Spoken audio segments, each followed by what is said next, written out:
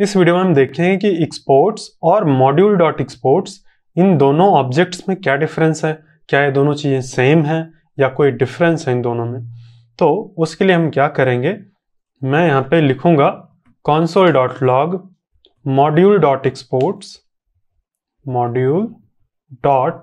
Exports triple equal to exports. अगर मैं ये करके अपना कोड रन करूं, मैं यहाँ पे अपना app.js रन करूं, तो अब देखना नोड app.js, तो यहाँ पर ये तो ट्रू आ रहा है, यानी कि ये दोनों ऑब्जेक्ट सेम है।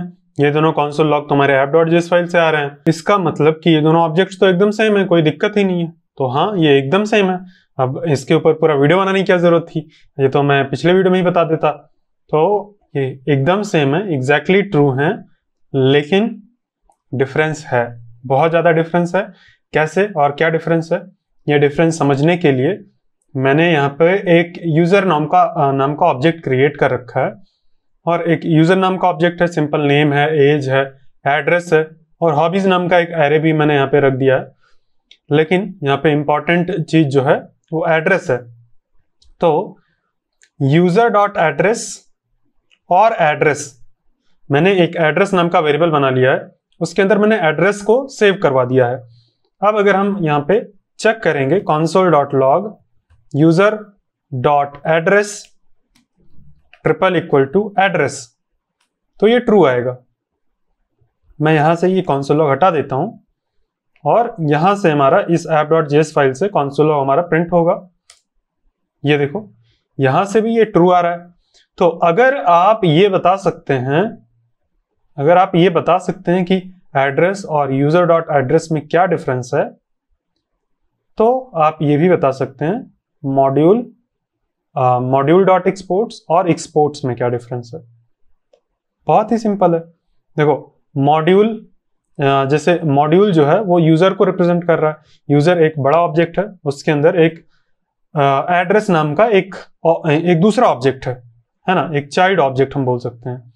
और एक्सपोर्ट्स जो है, एक्सपोर्ट्स उसी ऑब्जेक्ट को निकाल के एक अलग वेरिएबल में स्टोर कर लिया गया है, तो वो एक्सपोर्ट्स नाम का वेरिएबल हो जाता है। अब हमने क्या सीखा था, देखो यहाँ पर अगर मैं ये console लॉग हटा देता हूं, मैंने यहाँ पे address dot pin code set किया है, एड्रेस डॉट कंट्री सेट किया है इंडिया। तो आप गेस करके बताइए, मैंने तो एड्रेस ऑब्जेक्ट का चेंज किया है, क्या यूजर डॉट एड्रेस चेंज हो जाएगा? अगर आप इसका आंसर दे पाएंगे तो आपको अच्छे से समझ में आएगा चीज कि कैसे काम हो रहा है। इसको समझने के लिए आपको पता होना चाहिए कि ऑब्जेक्ट्स कैसे काम करते हैं, नेस्टेड ऑब्जेक्ट्स कैसे काम करते हैं। इसके लिए आपको मेरी जावास्क्रिप्ट प्लेलिस्ट के अंदर जो ऑब्जेक्ट्स वाला सेक्शन है उसको देखना पड़ेगा। ऑब्जेक्ट के एड्रेसेस कैसे हम देखते हैं, वो सारी चीजें समझनी पड़ेंगी, तभी आपको ये समझ आएगी चीज। तो store bye address, store by reference, ऐसा कुछ करके होता है। तो वो सारी चीजें जब समझ आएंगी तभी आपको ये समझ आएगी।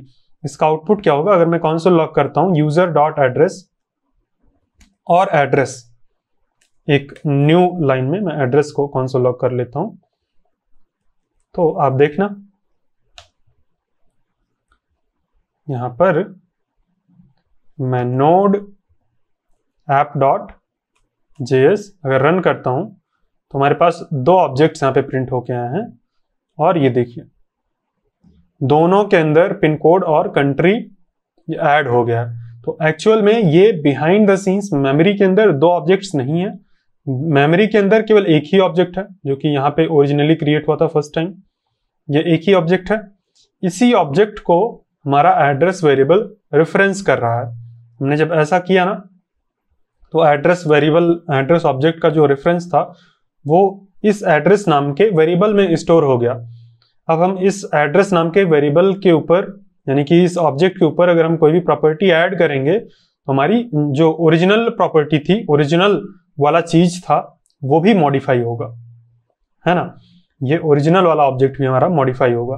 अगर हम इसको चेंज करते हैं, यहाँ पे हमने कंट्री ऐड की है, तो एड्रेस वाला तो मॉडिफाई हुआ ही, यूजर डॉट एड्रेस भी मॉडिफाई हो रहा है, क्योंकि मेमोरी के अंदर एक ही ऑब्जेक्ट है। अब यही सेम लॉजिक यहाँ पर भी अप्लाई होता है।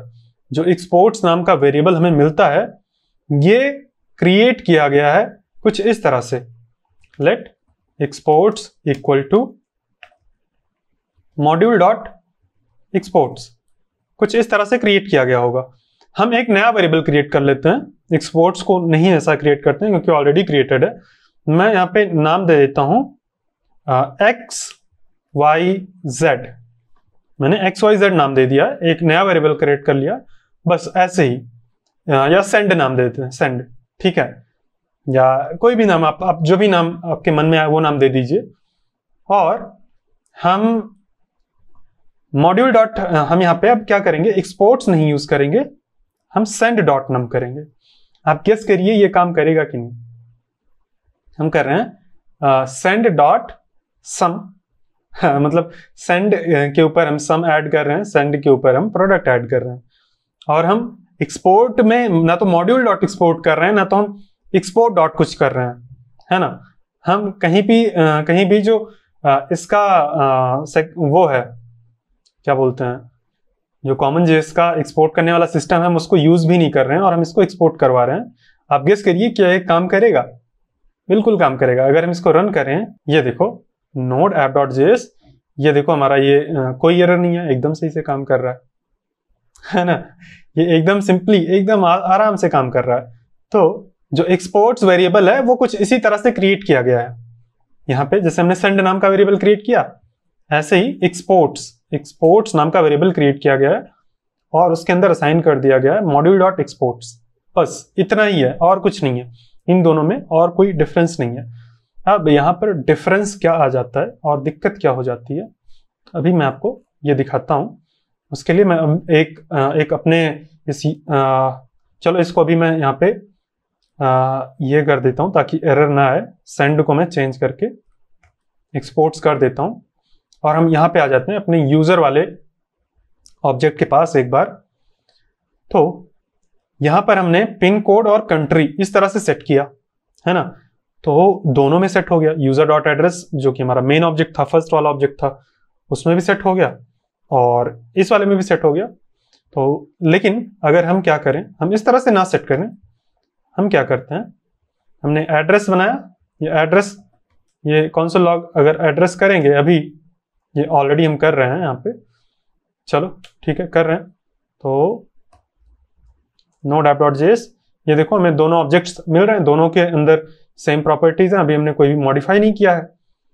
अगर हम इसको इस तरह से ना मॉडिफाई करें, हम ऐसे करते हैं, एड्रेस इक्वल टू एक ऑब्जेक्ट जिसके अंदर पिन कोड रहेगा, पिन कोड ये दे देते हैं, और उसके अंदर कंट्री रहेगा, कंट्री में इंडिया सेट कर देता हूं। अब आप गेस करके बताइए, आपका काम है, अब कोड जब रन होगा तो एड्रेस की क्या वैल्यू होगी और यूजर डॉट एड्रेस की क्या वैल्यू होगी, आपको ये गेस करके आंसर करना है। तो चलो रन करते हैं, देखो क्या होगा। मैं उम्मीद करता हूं कि आपने सही गेस किया होगा। ये देखो, ये जो एड्रेस है ये चेंज होके कंप्लीटली न्यू ऑब्जेक्ट बन गया है, और जो हमारा यूजर डॉट एड्रेस है जैसा पहले था वैसे का वैसा ही रह गया है, उसमें कोई भी चेंज नहीं आया है। यहाँ पर ये कंप्लीटली न्यू एड्रेस यहाँ पे आ गया है। तो अगर हम इक्वल टू लगा के एड्रेस वेरिएबल के अंदर कुछ भी पूरा नया ऑब्जेक्ट सेट कर देते हैं, तो जो पुराना ऑब्जेक्ट था वो रिप्लेस हो जाता है, पुराना गायब हो जाता है। और केवल ऑब्जेक्ट ही नहीं, मैं यहाँ पे कोई स्ट्रिंग भी ऐड कर सकता हूं और पुराने वाले पे कोई इफेक्ट नहीं आएगा। ये देखो इस तरह से, ये हमारा पुराना जैसा था वैसा ही है, नए के अंदर एक स्ट्रिंग आ गई है। तो ये यहां पर डिफरेंस है। यहां पर हमने एक्सपोर्ट्स को, मतलब एक्सपोर्ट्स नहीं, हमने एड्रेस को मॉडिफाई किया, लेकिन यूजर मॉडिफाई नहीं हुआ। यहां पर यूजर का जो एड्रेस था वो मॉडिफाई नहीं हुआ, क्योंकि हम यहाँ पे किस तरह से एड्रेस को मॉडिफाई कर रहे हैं, हम एड्रेस को मॉडिफाई नहीं कर रहे हैं, एड्रेस ऑब्जेक्ट को मॉडिफाई नहीं कर रहे हैं, हम एड्रेस ऑब्जेक्ट के अंदर, एड्रेस वेरिएबल के अंदर हम नया ऑब्जेक्ट ही असाइन कर रहे हैं। यहाँ पे इसका हम पूरा एड्रेस ही चेंज कर दे रहे हैं। एड्रेस के अंदर जो ऑब्जेक्ट स्टोर था वो पूरा हमने रिप्लेस करके नया ऑब्जेक्ट यहाँ पे सेट कर दिया। ये कॉन्सेप्ट अगर आपको समझ में आ गया है तो अब आपको ये डिफरेंस भी यहाँ पे समझ में आएगा। हमने क्या देखा था, हमें अगर कुछ एक्सपोर्ट करना है तो हम मॉड्यूल डॉट एक्सपोर्ट्स अगर करते थे यहाँ पर, तो हम इस तरह से कर सकते थे मॉड्यूल डॉट एक्सपोर्ट्स। मैं ये दोनों सिंटैक्स कमेंट कर देता हूँ, बाकी सारी चीजें कमेंटेड है, बस ये हमारा फंक्शन है। और इस चीज को मैं ऊपर ले आता हूँ, नीचे जो भी लिखा है सारा कमेंटेड है। ये हम इस तरह से करके एक्सपोर्ट कर सकते हैं और ये काम करेगा। मैं यहां से ये यूजर का जो कंसोल लॉग है इसको हटा देता हूं, इसकी जरूरत नहीं है। अब हमने समझ लिया जो हमें समझना था। अब हम क्या करेंगे, यहाँ पे नोड app.js रन करेंगे तो ये काम कर रहा है ना, काम कर रहा है, सही चल रहा है। लेकिन अगर हम एक्सपोर्ट्स इक्वल टू ऐसा कर देते हैं, exports equal to empty object कर देंगे, तो आप देखना, अरे ये पता नहीं क्यों आ जाता है। ये देखो एरर आ रहा है। एरर क्या आ रहा है, एरर ऐसा कोई एरर नहीं है यहाँ पे, एक्सपोर्ट करने में हमारे एरर नहीं है, एक्सपोर्ट करने में हमारे ब्लंडर है। यहां से हमारा एक्सपोर्ट ही नहीं होगा। देखो ये एरर क्या आ रहा है, हम एक बार देखते हैं। तो ये बोल रहा है कि सम इज नॉट ए फंक्शन, यानी कि हमने यहां से जो भी एक्सपोर्ट किया एक्सपोर्ट नहीं हुआ है। और यहां पे हम देखते हैं क्या एक्सपोर्ट हुआ है। मैं इसको हटा देता हूं और मैं यहाँ पे मैथ नाम का, या फिर इसको मैं कमेंट कर देता हूं क्योंकि हमें जरूरत पड़ेगी, ऐसे कमेंट कर देता हूं, यहाँ पे मैथ नाम दे देता हूं इसको, और मैं कंसोल लॉग करता हूं मैथ को। ठीक है, मैंने नीचे से जो दोनों कंसोल लॉग्स थे इसको मैंने कमेंट कर दिया। अभी मैं अगर रन करता हूं नोड app.js, तो ये देखो ये मैथ इज नॉट डिफाइंड, ये मैथ हम कंसोल लॉग कर रहे हैं और हमने इसका नाम दे दिया मैथ्स, मैथ ही नाम देना था।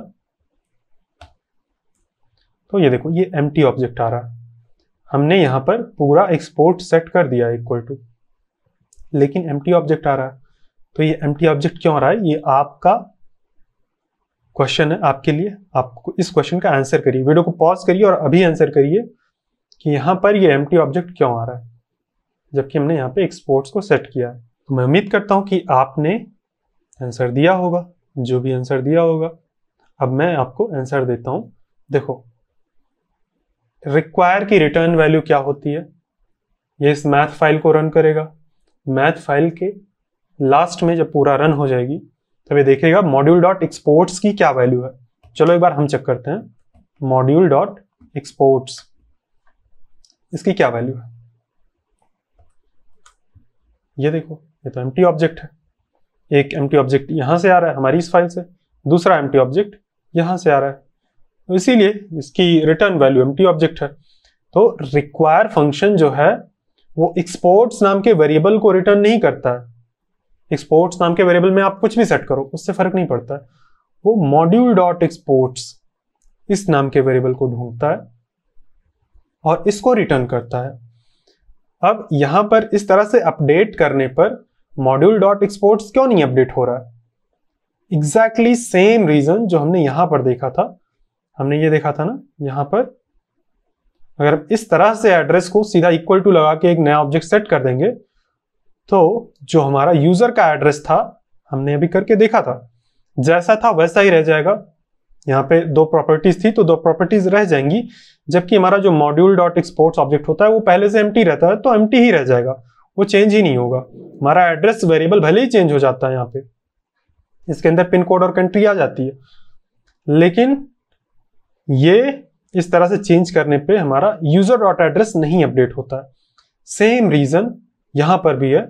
अगर हम सीधा इक्वल टू एक एम्प्टी ऑब्जेक्ट या मतलब कुछ भी आप सीधा असाइन कर देते हैं, असाइनमेंट ऑपरेटर का यूज करके एक्सपोर्ट्स के अंदर आप एक्सपोर्ट्स के सामने अगर आप असाइनमेंट ऑपरेटर का यूज करके आप कुछ भी असाइन कर देंगे, ये जो मॉड्यूल डॉट एक्सपोर्ट्स ऑब्जेक्ट था उससे उसका कनेक्शन कट जाएगा और ये आपका एक्सपोर्ट प्रॉपरली काम नहीं करेगा।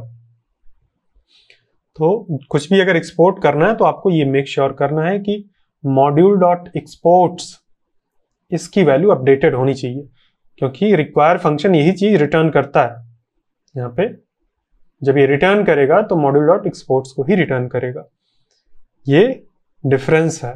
बहुत बार कई बार ऐसे लोग एक्सपोर्ट कर देते हैं चीज़ों को और सोचते हैं कि ये तो काम ही नहीं कर रहा है, ये कुछ देर पहले काम कर रहा था। जब वो यहाँ पे मॉड्यूल डॉट एक्सपोर्ट्स लिख रहे थे, मॉड्यूल डॉट एक्सपोर्ट्स अगर हम लिख देते हैं तो अब ये काम करेगा, क्योंकि मॉड्यूल डॉट एक्सपोर्ट्स की जो भी वैल्यू होगी, ABCD XYZ string number boolean undefined null कुछ भी होगी, रिक्वायर फंक्शन वही रिटर्न करेगा।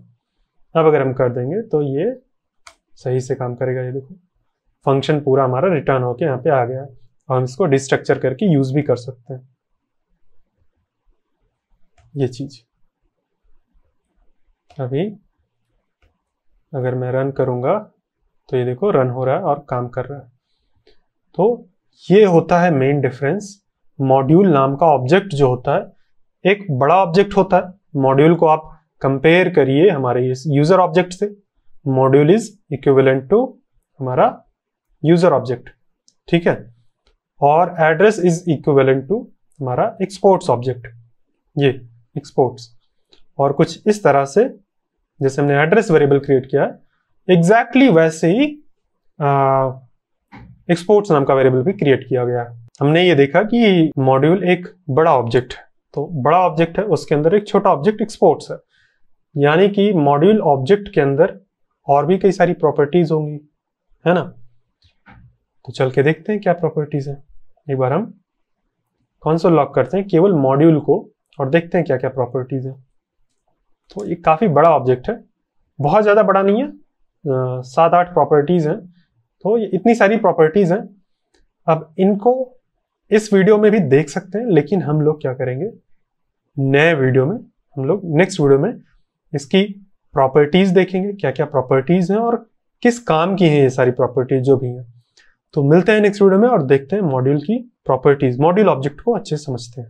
ये वीडियो मेरे कंप्लीट नोड.जेएस कोर्स के फ्री प्रीव्यू का हिस्सा है। अगर आप नोड.जेएस को कंप्लीटली पूरा एकदम जीरो से एडवांस लेवल तक मास्टर करना चाहते हैं तो आप हमारे कंप्लीट नोड.जेएस कोर्स में एनरोल कर सकते हैं। उसका लिंक आपको वीडियो के डिस्क्रिप्शन में मिल जाएगा।